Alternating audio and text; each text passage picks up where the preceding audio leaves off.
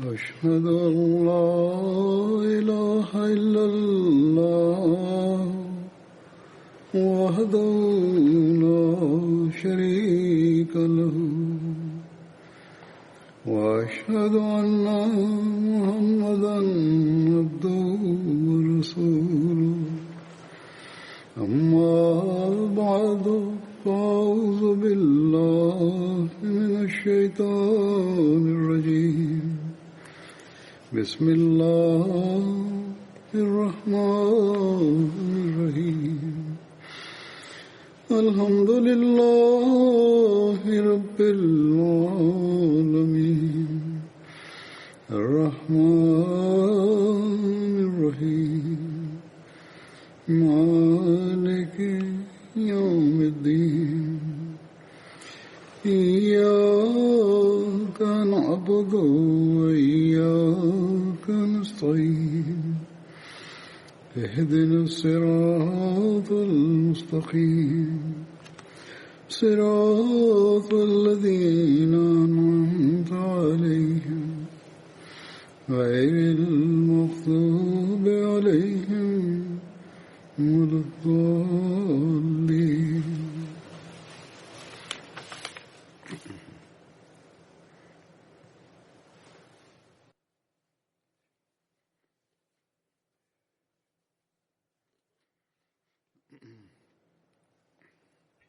كنا بصدد ذكر سعد بن معاذ في الخطبة الماضية. كتب ميرزا بشير أحمد في سيرة خاتم النبيين حول غزوة الأحزاب وسعد بن معاذ ما يلي: وخلال هذه الغزوة لم يتحمل المسلمون خسارة كبيرة، أي لم يستشهد إلا 5 أو 6 رجال،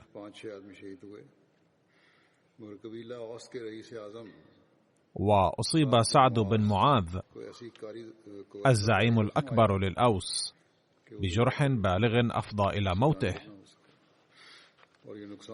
وكان ذلك خسارة لا تعوض للمسلمين. وقتل من الأحزاب 3 رجال فقط، إلا أن قريشا قد أصيبوا بصدمة عظيمة لدرجة لم يجرؤوا بعد ذلك على جمع الأحزاب وغزو المدينة المنورة أبدا. وتحققت نبوءة النبي صلى الله عليه وسلم حرفيا كما ذكر في الخطبة الماضية، أن النبي صلى الله عليه وسلم قال بأن الكفار لن يجرؤوا بعد هذا اليوم على أن يغزونا.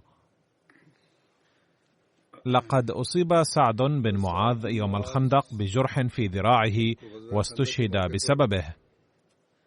تقول عائشة رضي الله عنها بهذا الخصوص: خرجت يوم الخندق أقف الناس فسمعت وإذا الأرض ورائي، فإذا أنا بسعد بن معاذ ومعه ابن أخيه الحارث بن أوس يحمل مجنة. قالت: فجلست إلى الأرض فمر سعد وهو يرتجز ويقول: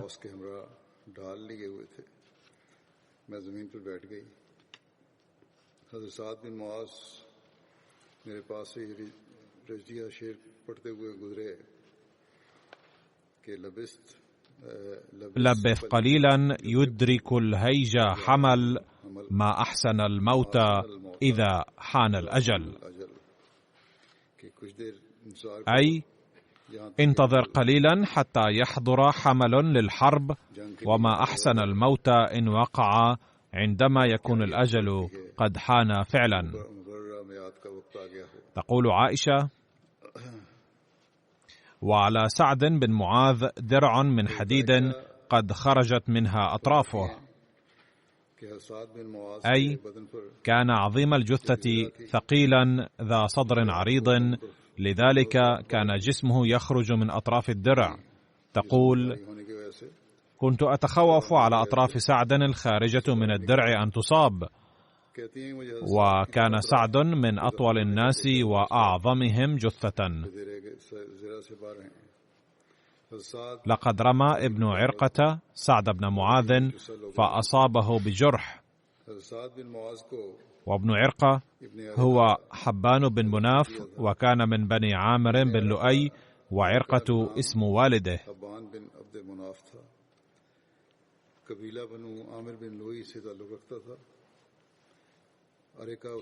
عن جابر قال: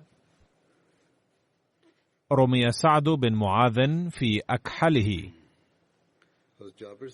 قال: فاستخرج النبي صلى الله عليه وسلم بيده السهم، ثم قطع بنصله الجرح فحسمه، أي كواه،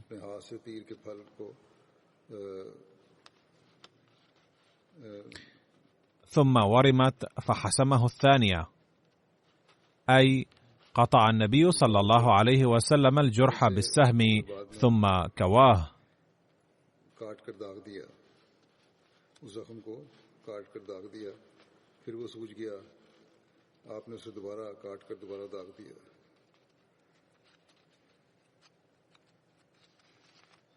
كان رجل من المشركين يدعى ابن عرقة يرمي سعد بن معاذ،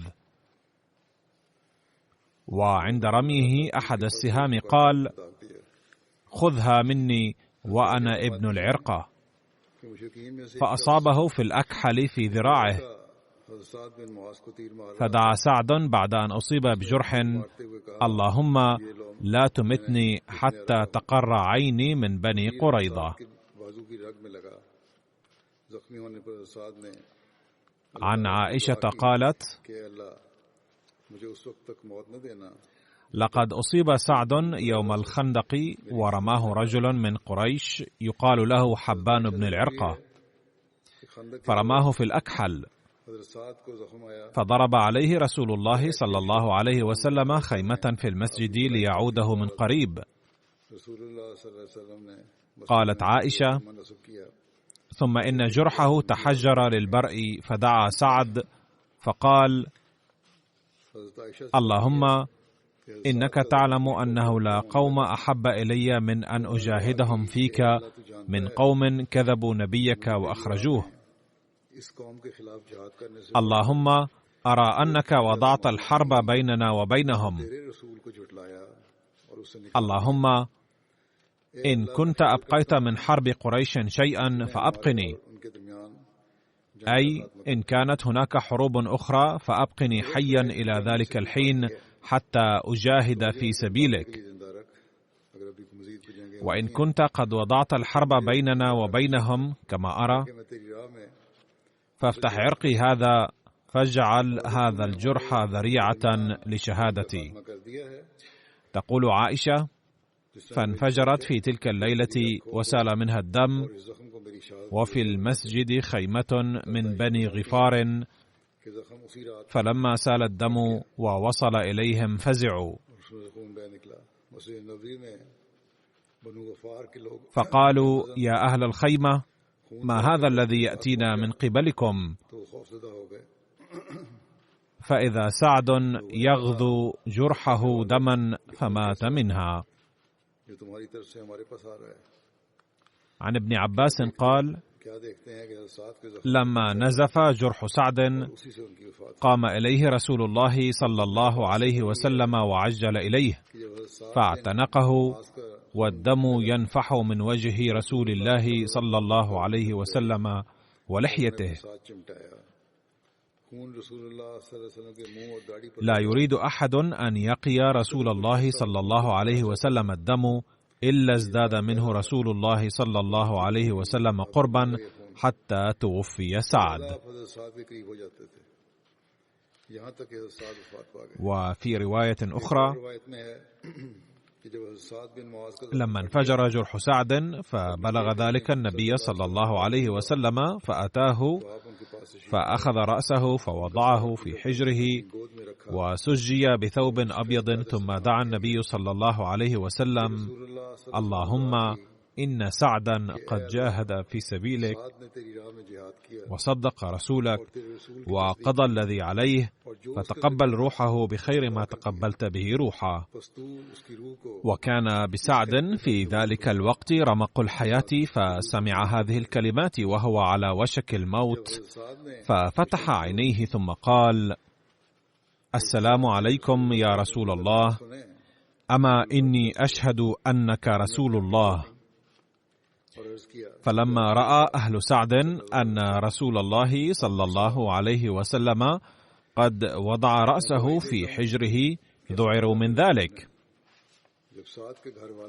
فذكر ذلك لرسول الله صلى الله عليه وسلم أن أهل سعد ذعروا من وضعك رأس سعد في حجرك.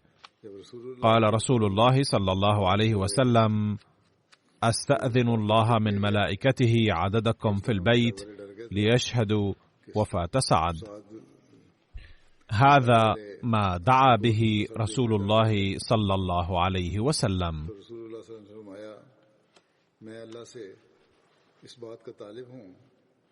عن أنس رضي الله عنه قال: أهدي إلى النبي صلى الله عليه وسلم جبة سندس أو ديباج، وكان ينهى عن لبس الحرير، فتعجب الناس منها، فقال: والذي نفسي بيده لمناديل سعد بن معاذ في الجنة أحسن منها. وهذا الحديث في البخاري.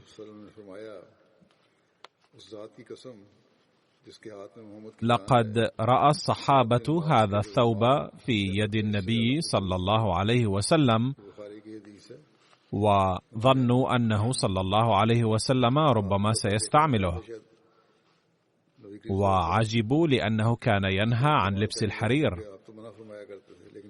على أي حال، ذكر النبي صلى الله عليه وسلم هذا المثال لما رأى عجبهم وحيرتهم، كما يتضح من الحديث الآخر من مسلم أنهم أخذوا يتعجبون من ذلك.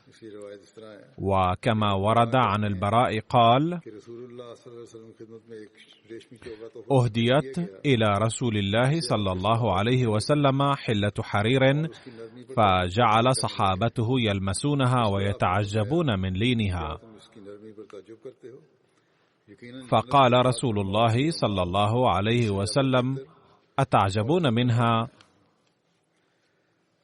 فإن مناديل سعد بن معاذ في الجنة ألين من هذا أو خير من هذا.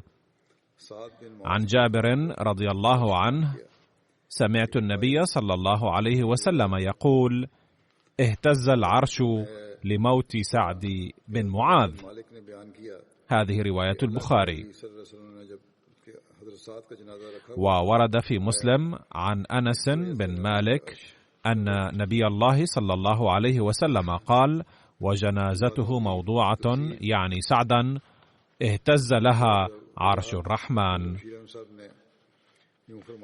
لقد فصل ميرزا بشير أحمد في هذه الأمور وسلط عليها قليلا من الضوء، فكتب: لقد أصيب سعد بن معاذ رئيس قبيلة الأوس يوم الخندق بجرح في ذراعه، ولم يكن يبرأ رغم المداواة له، بل كان يندمل ثم ينفتح مرة بعد أخرى. فلما كان صحابيا مخلصا جدا، وكان النبي صلى الله عليه وسلم يولي عيادته اهتماما خاصا، لذا أمر بعد العودة من غزوة الأحزاب أن يسكن في خيمة في صحن المسجد لكي يستطيع صلى الله عليه وسلم عيادته بسهولة. فأقيم في خيمة المسلمة رفيدة التي كانت ماهرة في عيادة المرضى وتمريضهم، أي كانت تلك الخيمة لإقامة المرضى. فكانت هذه السيدة تنصب خيمة في صحن المسجد عادة لعلاج الجرحى المسلمين، لكن صحة سعد لم تتحسن رغم هذه العناية المشددة. وخلال ذلك حدثت حادثة بني قريظة، حيث اضطر سعد لتحمل مشقة كبيرة وتعب شديد، فازداد ضعفا، فدعا ذات ليلة بمنتهى الضراعة: اللهم إنك لتعلم الرغبة العارمة في قلبي في أن أجاهد حماية لدينك ضد قوم كذبوا رسولك وأخرجوه من وطنك. يا ربي، أرى أنه قد انتهت المعارك بيننا وبين قريش. اللهم إن كنت أبقيت من حرب قريش على رسولك شيئا فأبقني حتى أجاهدهم في سبيلك، وإن كنت قد قطعت الحرب بينه وبينهم فلا أريد الحياة، ودعني أموت الآن شهيدا. فانفجر كلمه في الليلة نفسها، وسال كثير من دمه حتى خرج من الخيمة. فلما دخل الناس الخيمة فزعين وجدوه في حالة يرثى لها ثم مات. تلقى النبي صلى الله عليه وسلم صدمة كبيرة من موت سعد، وفي الحقيقة كانت وفاته في تلك الأوضاع خسارة لا تعوض للمسلمين. فكان سعد حائزا على مكانة في الأنصار تقارب المكانة التي كان يحوزها أبو بكر الصديق رضي الله عنه في المهاجرين. فكان سعد يحوز في الإخلاص والتضحية وخدمة الإسلام وحب النبي صلى الله عليه وسلم مكانة سامية قلما يرتقي إليها إنسان. فكان يتبين من كل حركة له وسكون أن حب الإسلام ومؤسسه غذاء لروحه، ولكونه سيد قبيلته كانت أسوته في الأنصار مؤثرة فيهم عمليا بشكل كبير. فكان تلقي النبي صلى الله عليه وسلم الصدمة من وفاة الابن الروحاني البارع المتميز أمرا طبيعيا، لكنه صبر صبرا كاملا واستسلم لمشيئة الله تعالى بكل رضا. فلما حملت جنازة سعد بكت عليه أمه العجوز بمقتضى الحب بصوت عال نوعا ما، وذكرت بعض محاسن سعد ومزاياه بحسب العادة السائدة. فلما تناهى صوتها إلى النبي صلى الله عليه وسلم لم يعجب بالنياح مبدئيا، لكنه قال إن النائحات يكذبن كثيرا، أما أم سعد فصدقت فيما قالت. أي كان سعد يتصف في الحقيقة بكل هذه الخصال الحميدة التي ذكرتها. وبعد ذلك صلى عليه النبي صلى الله عليه وسلم الجنازة وانطلق إلى المقبرة للدفن، ومكث هناك حتى إعداد القبر، وبعد الدعاء أخيرا عاد. ربما بهذه المناسبة قال صلى الله عليه وسلم: اهتز عرش الرحمن لموت سعد، أي بدأ عرش الرحمن يترنح فرحا. فبعضهم ترجموا كلمة اهتز بتحرك، لكن ميرزا بشير أحمد رضي الله عنه ترجم كلمة اهتز بترنح، بمعنى استقبلت رحمة الله روح سعد في عالم الآخرة بفرحة.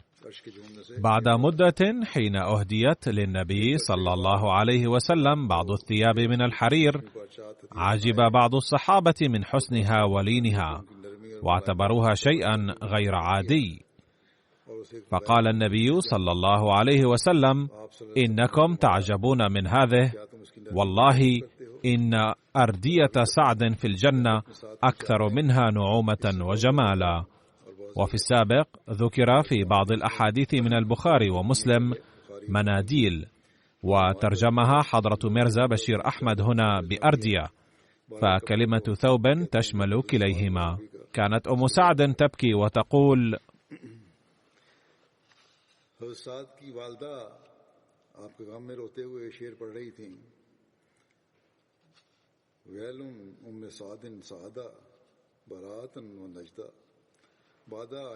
ويل أم سعد سعدا براعة ونجدا، بعد أياد يا له ومجدا، مقدما سد به مسدا. فقال رسول الله صلى الله عليه وسلم: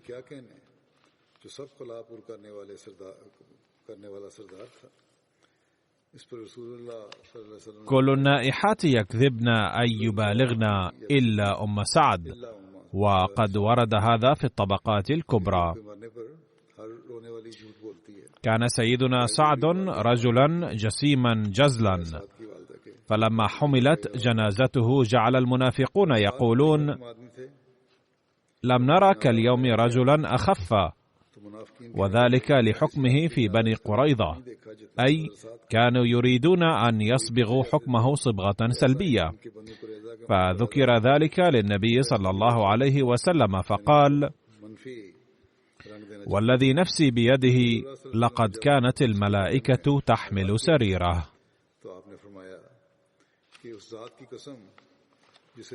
وفي رواية أخرى قال النبي صلى الله عليه وسلم: قد شهد جنازة سعد 70,000 من الملائكة لم ينزلوا الأرض قبل ذلك.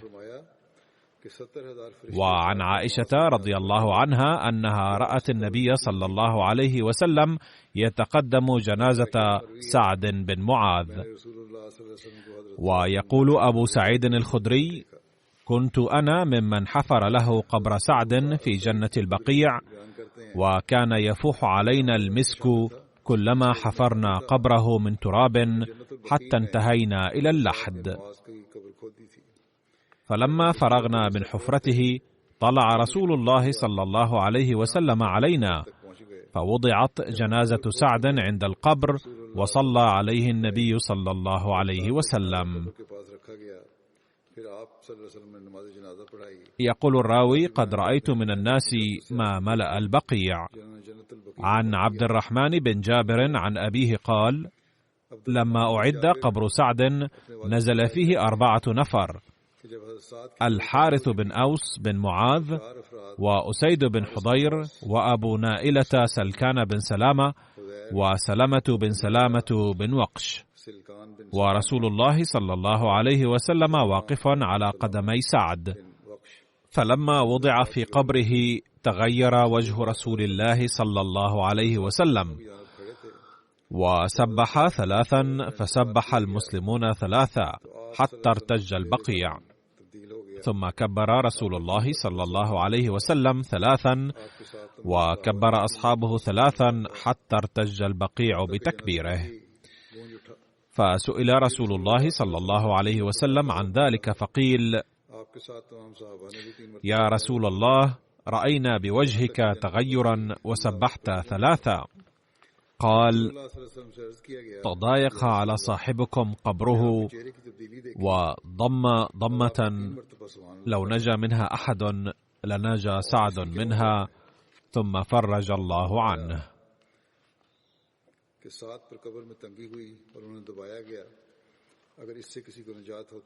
عن المسور بن رفاعة القرظي قال: جاءت أم سعد بن معاذ تنظر إلى سعد في اللحد فردها الناس، فقال رسول الله صلى الله عليه وسلم: دعوها. فأقبلت حتى نظرت إليه وهو في اللحد قبل أن يبنى عليه اللبن والتراب، فقالت: احتسبتك عند الله. وعزاها رسول الله صلى الله عليه وسلم على قبره وجلس ناحية، ورد المسلمون تراب القبر وسووه ورشوا عليه الماء. ثم أقبل رسول الله إلى القبر فوقف عليه فدعا له ثم انصرف. عن عائشة أنه لم يكن على النبي صلى الله عليه وسلم بعد صاحبيه أبي بكر وعمر رضي الله عنهما فراق أحد من المسلمين شاقا كفراق سعد بن معاذ. وتوفي سعد بن معاذ وهو ابن 37 سنة. قال النبي صلى الله عليه وسلم لأم سعد بن معاذ: ألا يرفع دمعك ويذهب حزنك فإن ابنك أول من ضحك الله له واهتز له العرش. ولما دفنه رسول الله صلى الله عليه وسلم وانصرف من جنازته جعلت دموعه تحادر على لحيته.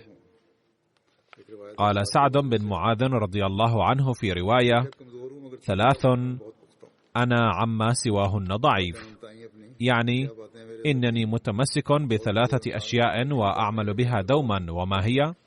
الأول: ما سمعت من رسول الله صلى الله عليه وسلم شيئا إلا علمت أنه حق، أي لم أتردد قط.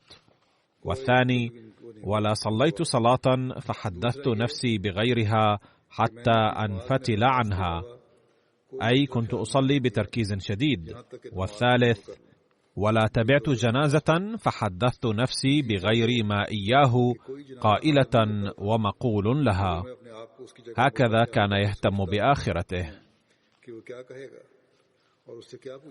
وعن عائشة قالت: 3 من الأنصار لم يكن أحد يعتدي عليهم فضلا، كلهم من بني عبد الأشهل: سعد بن معاذ، وأسيد بن حضير، وعباد بن بشر.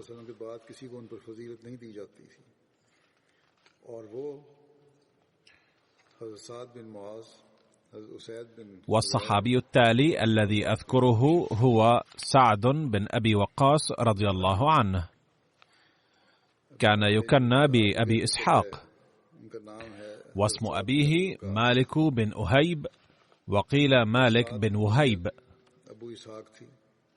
وكان والده معروفا بكنيته أبي وقاص، لذلك يسمى سعد بسعد بن أبي وقاص. وكان اسم أمه حمنة بنت سفيان. كان سعد بن أبي وقاص من بني زهرة من قريش، وكان أحد 10 المبشرين بالجنة الذين بشرهم النبي صلى الله عليه وسلم بذلك في حياته. وكان سعد بن أبي وقاص آخرهم وفاة. وكان هؤلاء 10 كلهم مهاجرين،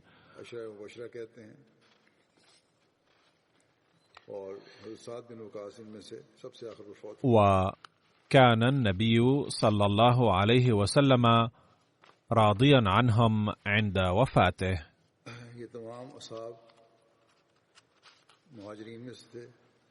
قال سعد بن أبي وقاص رضي الله عنه عن إسلامه: ما أسلم أحد إلا في اليوم الذي أسلمت فيه، ولقد مكثت 7 أيام وإني لثلث الإسلام. أي كان المسلمون 3 أشخاص.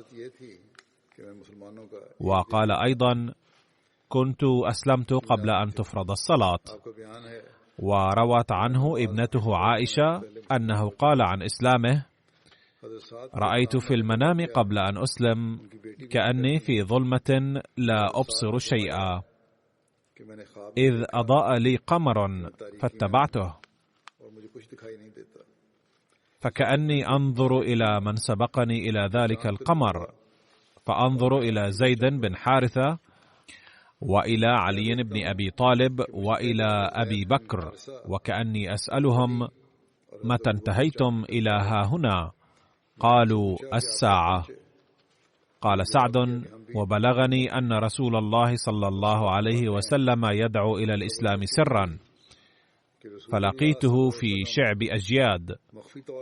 أجياد موضع بجانب جبل الصفا، حيث كان النبي صلى الله عليه وسلم يرعى الغنم.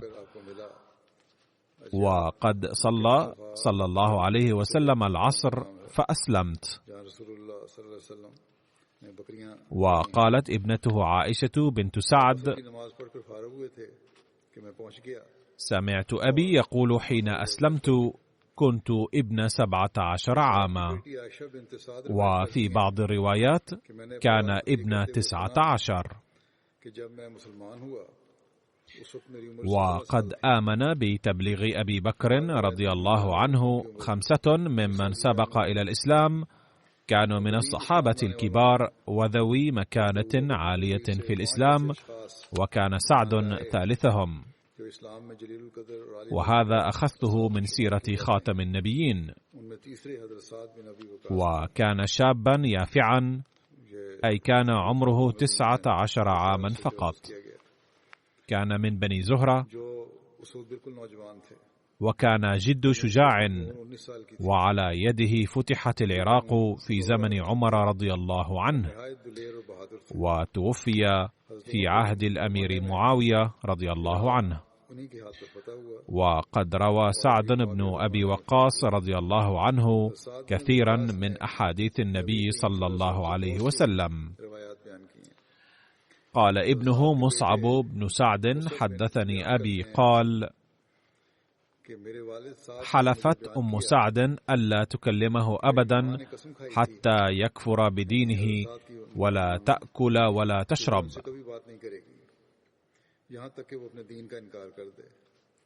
فلم تكن تأكل ولا تشرب. قالت: زعمت أن الله وصاك بوالديك وأنا أمك وأنا آمرك بهذا،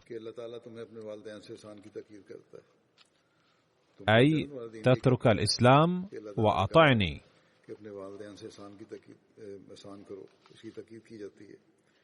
قال: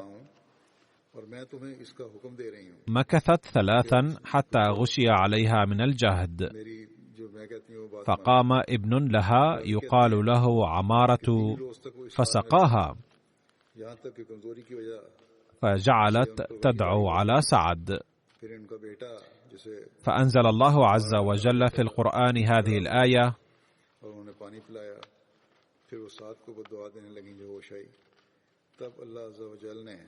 قرآن میں یہ آیت اتاری کہ وہ وصینا الانسان بوالدیہ حسنا، کہ ہم نے انسان کو اس کے والدین کے حقوق میں احسان کی تاکیدی نصیحت کی. ووصينا الإنسان بوالديه حسنا. هذه الآية من سورة العنكبوت، ثم ورد في سورة لقمان. عنکبوت کی آیت ہے. اور پھر سورہ لقمان میں یہ ہے کہ وَإِن جَاهَدَاكَ عَلَىٰ أَن تُشْرِكَ بِي، اگر وہ دونوں تجھ سے جھگڑا کریں کہ تو میرا شریک ٹھہرا تو اطاعت نہ کر. وَإِن جَاهَدَاكَ عَلَىٰ أَن تُشْرِكَ بِي، پھر ان کی بات نہیں ماننی، کہ اگر وہ کہیں تو میرا شریک ٹھہرا تو پھر ان کی اطاعت نہیں کرنی. اور اس میں پھر یہ بھی ہے آگے کہ وصاحب ہما فی الدنیا معروفا. وإن جاهداك على أن تشرك بي ما ليس لك به علم فلا تطعهما وصاحبهما في الدنيا معروفا، أي ابقى على صلة بهما وبر بهما. وإذا جاهداك على الشرك فلا تطعهما في ذلك، وإلا في الأمور الدنيوية فيجب مصاحبتهما بالمعروف.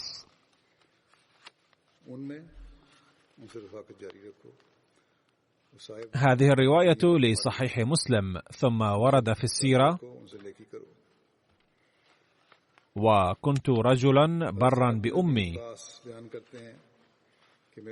فلما أسلمت قالت: يا سعد، ما هذا الدين الذي أحدثت؟ لتدعن دينك هذا أو لا آكل ولا أشرب حتى أموت فتعير بي. فقال: لا تفعلي يا أمه، فإني لا أدع ديني. قال سعد: فمكثت يوما وليلة لا تأكل، فأصبحت وقد جهدت. فقلت: والله لو كانت لك 1000 نفس، فخرجت نفسا نفسا، ما تركت ديني هذا لشيء.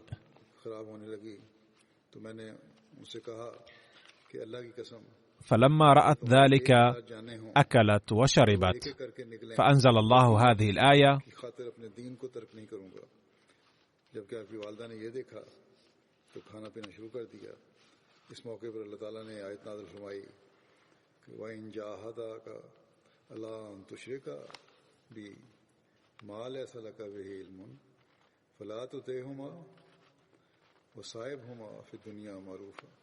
यानी अगर वो दोनों तुझसे बहस करें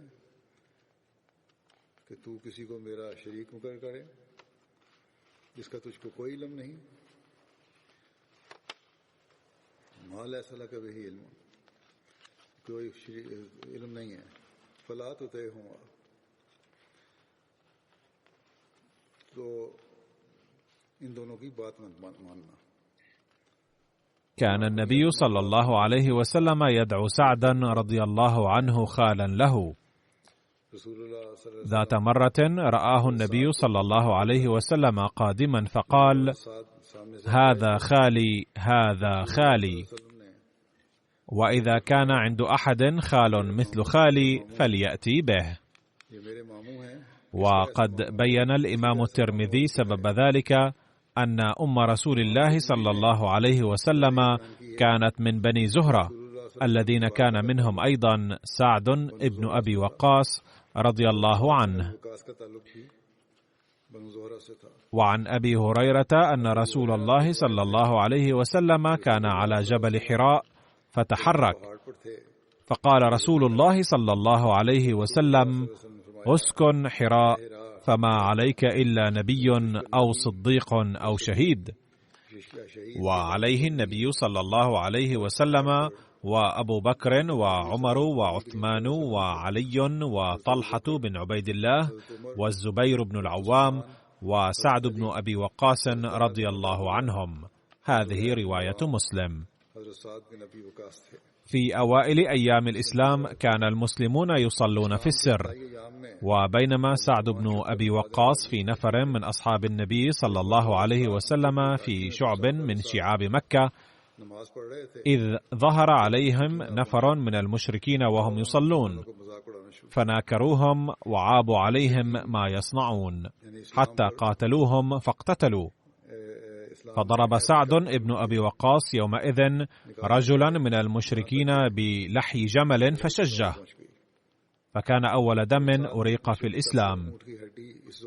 عندما قام الكفار بمقاطعة المسلمين اجتماعيا في مكة وجعلوهم محصورين في شعب أبي طالب، كان سعد ابن أبي وقاص من بين المسلمين الذين تعرضوا لهذه الشدائد.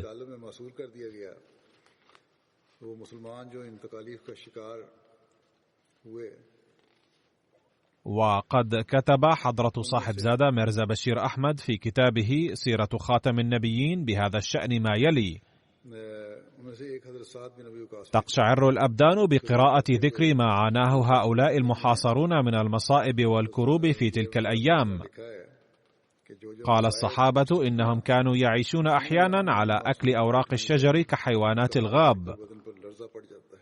قال سعد بن أبي وقاص: ذات مرة وقعت قدمي على شيء لين طري وقت الليل، ولعله كان قطعة تمر، وكان الجوع قد بلغ مني كل مبلغ، فأخذته وابتلعته، ولا أدري حتى اليوم ماذا كان ذلك الشيء. وفي مناسبة أخرى قد بلغ الجوع من سعد مبلغا أن وجد على الأرض قطعة جلد جاف، فنظفه بالماء ولينه ثم شواه وأكله، وعاش على هذه الضيافة الغيبية 3 ليال. عندما أمر المسلمون بالهجرة، هاجر سعد رضي الله عنه إلى المدينة، ونزل على أخيه المشرك عتبة بن أبي وقاص. وكان عتبة قد قتل شخصا في مكة، ففر إلى المدينة وأقام فيها. وكان سعد رضي الله عنه من أول المهاجرين إلى المدينة، وقد وصلها قبل هجرة النبي صلى الله عليه وسلم إليها. وآخى النبي صلى الله عليه وسلم بين سعد بن أبي وقاص ومصعب بن عمير رضي الله عنهما. وفي رواية أخرى أن النبي صلى الله عليه وسلم آخى بين سعد بن أبي وقاص وسعد بن معاذ رضي الله عنهما. وقد قال المولوي غلام علي المحترم: لعل سبب الاختلاف في الروايتين هو أن النبي صلى الله عليه وسلم آخى بين سعد ومصعب رضي الله عنهما في مكة، وآخى بينه وبين سعد بن معاذ في المدينة. كان سعد بن أبي وقاص رضي الله عنه من فرسان قريش البواسل، وكان من الصحابة الذين كانت تعهد إليهم مهمة حراسة والدفاع عن النبي صلى الله عليه وسلم أثناء الغزوات. وروى أبو إسحاق أن 4 من صحابة النبي صلى الله عليه وسلم كانوا من المحاربين الشداد، وهم عمر وعلي والزبير وسعد رضي الله عنهم. بعد الهجرة إلى المدينة كان المسلمون يعيشون في خوف دائم من هجوم الكفار، وفي أوائل أيام الهجرة كانوا يبيتون ساهرين معظم الليالي، وكان رسول الله صلى الله عليه وسلم أيضا يبيت ساهرا على العموم. وهناك رواية عن عائشة رضي الله عنها قالت: سهر رسول الله صلى الله عليه وسلم مقدمه المدينة ليلة، فقال: ليت رجلا صالحا من أصحابي يحرسني الليلة. قالت: فبينا نحن كذلك سمعنا خشخشة سلاح، فقال: من هذا؟ قال: سعد بن أبي وقاص. فقال له رسول الله صلى الله عليه وسلم: ما جاء بك؟ قال: وقع في نفسي خوف على رسول الله صلى الله عليه وسلم فجئت أحرسه. فدعا له رسول الله صلى الله عليه وسلم ثم نام.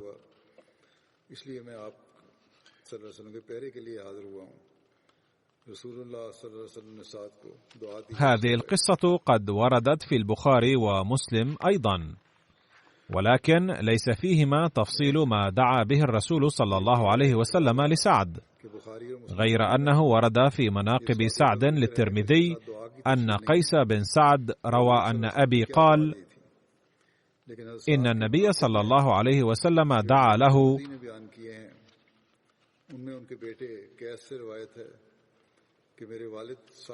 اللهم استجب لسعد إذا دعا. وورد في الإكمال في أسماء الرجال أن النبي صلى الله عليه وسلم قال: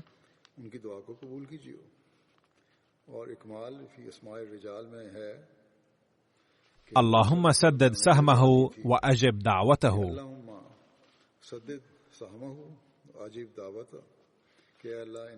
وبسبب دعاء النبي صلى الله عليه وسلم هذا كان سعد بن أبي وقاص رضي الله عنه مشهورا باستجابة الدعاء. وذات مرة افترى عليه شخص فقال سعد: اللهم إن كان كاذبا فأعمي بصره وأطل عمره وعرضه للفتن. وبالفعل أصيب هذا الشخص بهذه البلايا كلها. وفي رواية عن قيس بن أبي حازم أنه كان يمر بسوق المدينة حتى وصل إلى مكان يسمى هجار الزيد، فرأى الناس عكوفا على رجل يركب دابته ويسب عليا رضي الله عنه، فوصل هناك سعد بن أبي وقاص رضي الله عنه ووقف بين القوم وقال لهم: ما هذا؟ قالوا: إن هذا يسب عليا. فتقدم سعد وأفسح له القوم الطريق حتى قام أمام الرجل وقال: يا هذا، لماذا تسب عليا؟ أليس هو أول من أسلم؟ أليس هو أول من صلى مع النبي صلى الله عليه وسلم؟ أليس هو أتقى الناس؟ وأليس هو أعلم الناس؟ وظل سعد يعدد محاسن علي رضي الله عنه وقال: أليس هو من شرفه النبي صلى الله عليه وسلم بتزويج ابنته منه؟ أليس هو من كان يحمل الراية في الغزوات مع رسول الله صلى الله عليه وسلم؟ قال الراوي: ثم توجه سعد إلى القبلة ورفع يديه ودعا: اللهم إن كان هذا قد سب وليا من أوليائك أي عليا رضي الله عنه فأرنا آية قدرتك قبل أن ينفض هذا الجمع. هذه الرواية في المستدرك. ويقول الراوي قيس: فوالله لم ينفض الجميع حتى ألقته راحلته على الأرض وضربته بقوائمها فانكسر رأسه ومات.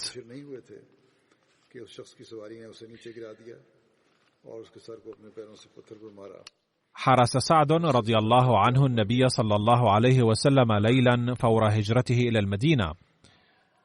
وقد ذكر حادث مماثل في التاريخ في بيان غزوة الخندق. ويقول سيدنا المصلح الموعود رضي الله عنه في ذكره: تقول عائشة رضي الله عنها أنه كلما أصيب النبي صلى الله عليه وسلم بالإرهاق أثناء الحراسة، هذا يعني أنه صلى الله عليه وسلم كان أيضا يقوم بالحراسة مع الصحابة، لشدة البرد عاد إلى البيت ليستلقي قليلا معي في اللحاف، وإذا سخن جسمه قليلا عاد إلى الحراسة، وهكذا كان يسهر طويلا. ذات يوم كان مرهقا كثيرا وقال في الليل: ليت رجلا صالحا من أصحابي يحرسني الليلة. قالت: فبينا نحن كذلك سمعنا خشخشة سلاح، فقال: من هذا؟ قال: سعد بن أبي وقاص. فقال له رسول الله صلى الله عليه وسلم: ما جاء بك؟ قال: وقع في نفسي خوف على رسول الله صلى الله عليه وسلم فجئت أحرسه. فقال له: ما معناه؟ ما بي حاجة إلى الحراسة، فاذهب إلى مكان كذا حيث جزء من الخندق مكسور واحرسه ليكون المسلمون في مأمن. ذهب سعد لحراسة ذلك المكان، فنام رسول الله صلى الله عليه وسلم لبرهة. وسأذكر بقية سوانح سعد بن أبي وقاص مستقبلا بإذن الله. والآن سأذكر بعضا ممن توفوا في الفترة الأخيرة وسأصلي عليهم صلاة الغائب. الجنازة الأولى هي للسيد عبد السميع خان الكتهجري، وقد توفي في ربوة بتاريخ 6 من الشهر 7 2020. إنا لله وإنا إليه راجعون. ولد المرحوم في قاديان في عام 1937. كان والده السيد عبد الرحيم الكتهجري من خدام الجماعة القدامى، وقد حظي جده تشودري عبد السلام خان الكتكري بشرف البيعة على يد المسيح الموعود عليه السلام في عام 1903، فكان من صحابته عليه السلام. نال المرحوم عبد السميع تعليمه الابتدائي في قاديان، ثم انتقل إلى ربوة بعد تقسيم الهند وأكمل الثانوية هناك. وقد ترك وراءه ابنا وابنة، أما زوجته فقد توفيت قبل 3 أو 4 أعوام.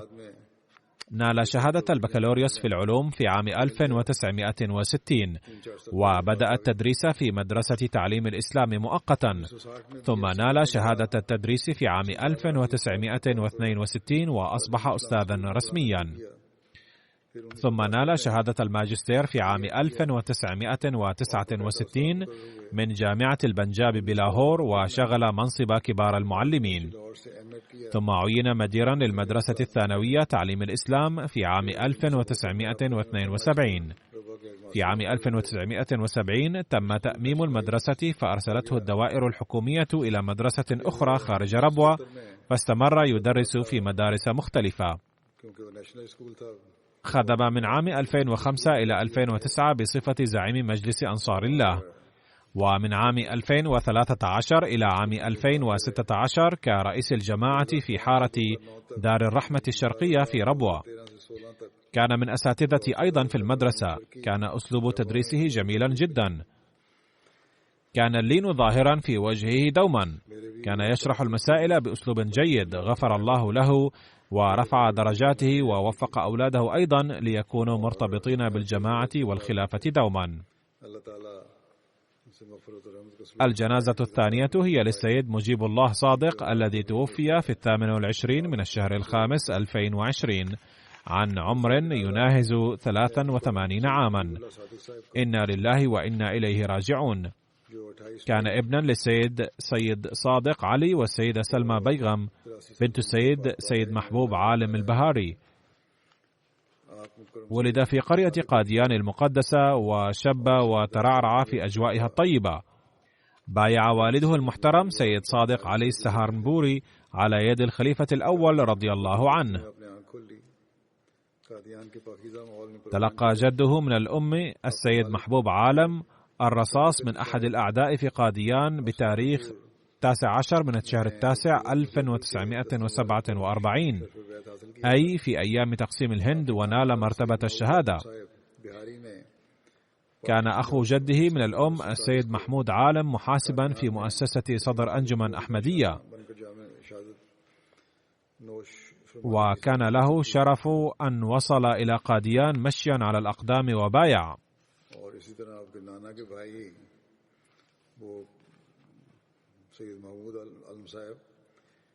كان المرحوم يسكن حاليا في بريطانيا، وخدم كرئيس الجماعة في منطقة إيرلسفيلد.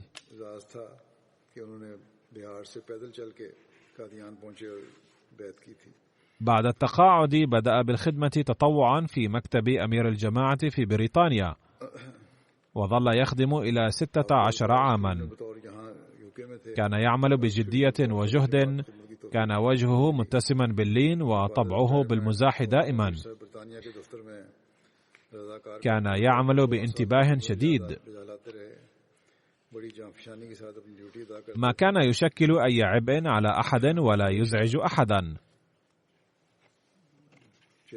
بل كان يسعى جاهدا أن يعمل أكثر ما يمكن وينجز أعمال الآخرين أيضا. تزوج المرحوم في ربوة عام 1968 من السيدة عائشة صادق بنت بابو محمد عالم، مدير محطة سكة الحديد المتقاعد. وفقت زوجته للخدمة في ربوة بمناصب مختلفة في لجنة إماء الله. ترك وراءه ابنين وابنتين. يخدم ابنه الدكتور كريم الله صادق كثيرا تطوعا في قناتنا الفضائية. كان المرحوم ملتزما بصلاة التهجد بفضل الله تعالى. سافر لأداء العمرة، وتقول زوجته أنه كان حينذاك مصابا بالألم في الركبتين، ودبرنا له كرسي المعاقين، ولكنه قال أنه يريد نوال الثواب، لذا سوف يؤدي العمرة مشيا. كان مهتما بأداء التبرعات كثيرا. كتب إلي أولاده كما يفعل الأولاد عادة، وكتب غيرهم أيضا بكثرة وذكروا صفاته الحسنة. يتبين من علاقة أولاده الوطيدة بالجماعة أنه قد زرع في قلوبهم حب الخلافة والجماعة، ورباهم على أحسن وجه. ولكن كما يقول النبي صلى الله عليه وسلم أن خير شاهد على المرء هم جيرانه ومعارفه الذين ينظرون إلى سيرته وحسناته ويصدقون عليها. وهذا المبدأ ينطبق على المرحوم مجيب الله صادق في الحقيقة. خدم المرحوم جيرانه من غير المسلمين، وطلبوا من أولادهم أيضا أن يخدموه، وحزنوا كثيرا على وفاته.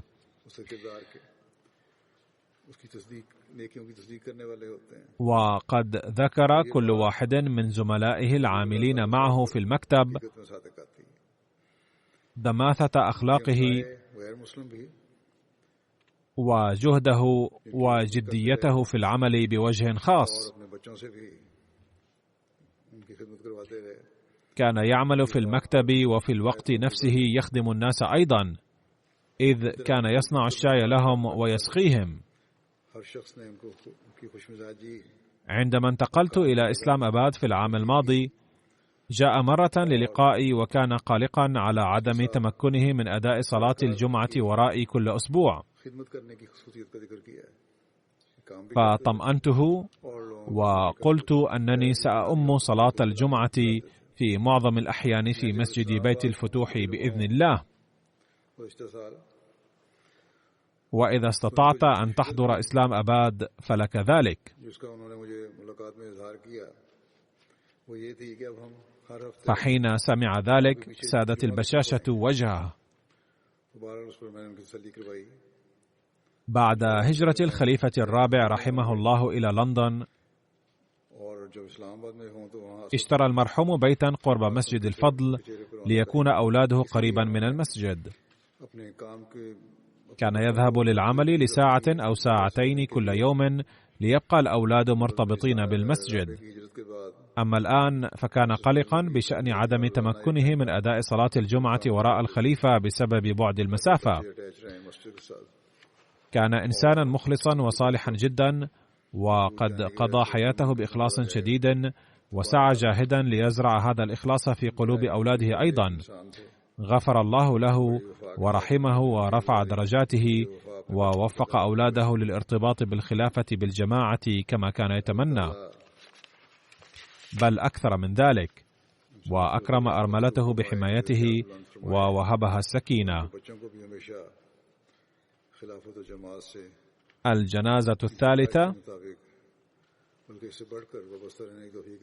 هي للسيد رانا نعيم الدين، الأسير الأسبق في سبيل الله، وقد ذكرته من قبل، ولكن فاتتني صلاة الجنازة عليه في الأسبوع الماضي، فسأصلي عليه أيضا اليوم بعد صلاة الجمعة مع الآخرين. غفر الله له ورحمه.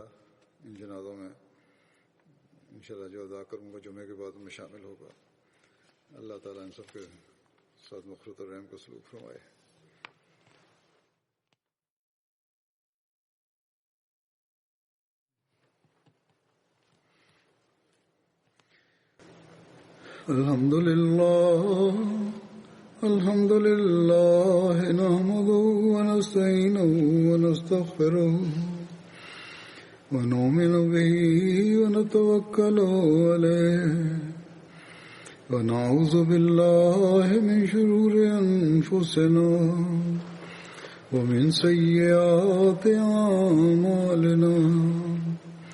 من يهده الله فلا مضل له ومن يضلل فلا هادي له. ونشهد أن لا إله إلا الله ونشهد أن محمدا عبده ورسوله. عباد الله رحمكم الله، إن الله يأمر بالعدل والإحسان وإيتاء ذي القربى وينهى عن الفحشاء والمنكر والبغي يعظكم لعلكم تذكرون.